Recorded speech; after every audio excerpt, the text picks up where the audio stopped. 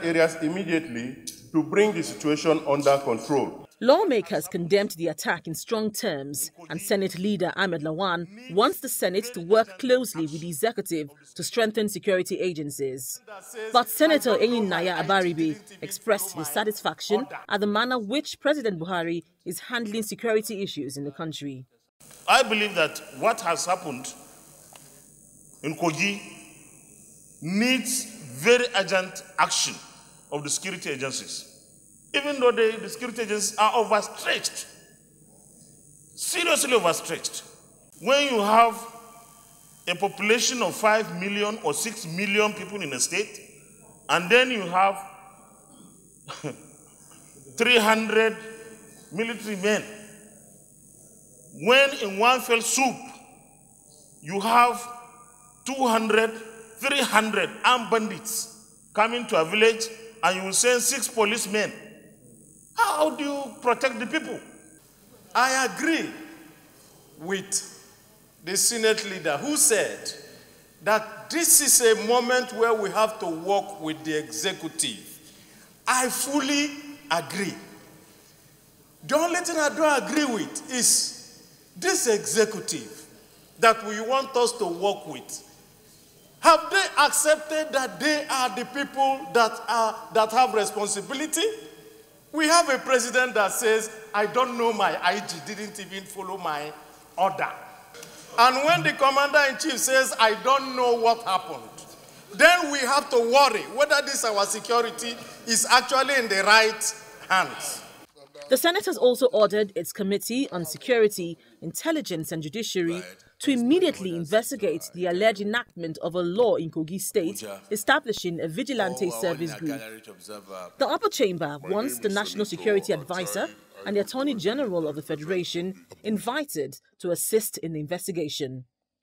The Senate's resolution came after a motion from Senator Dino Melaye, who is alleging that the Kogi State government has enacted a law where vigilante groups are permitted to carry arms and assist other security agencies in detection and prevention of crime in the state. I bring to the Senate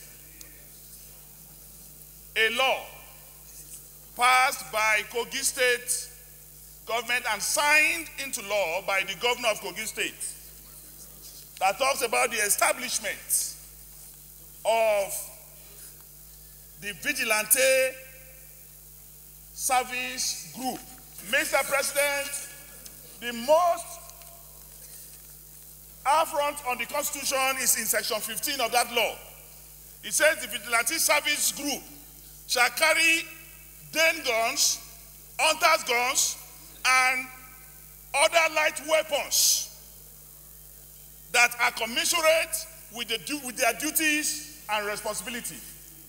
Mr. President, this is how Metasini started in Kano. It was not contained, it became ravaging. In his contribution, Deputy Senate President Ike Kwemadu re-emphasized the need for the establishment of state police as a solution to the security challenges in the country. And we keep saying that the type of security architecture we have cannot protect our people. So it is in realization of this that almost every government, it's not just Zamfara, it's not just Kogi, that have set up one kind of vigilante or the other. But the danger of these things is that they are not regulated perfectly well. Because a state governor will now set up his own law and then do whatever he wants to do with the law. But if we have a situation where there's an act of National Assembly or an amendment to the Constitution that provides for state police, then the issue of the regulation now comes in. We'll be able to get the best practice from other countries such as Brazil on how they were able to set up their decentralized police, and then they're able to ensure that there is provision for how they function and they are well regulated. The Senate Ad Hoc Committee investigating the killings and insecurity in Zamfara State is expected to submit its report detailing its findings and solutions to the alarming insecurity not only in Zamfara State but across the country.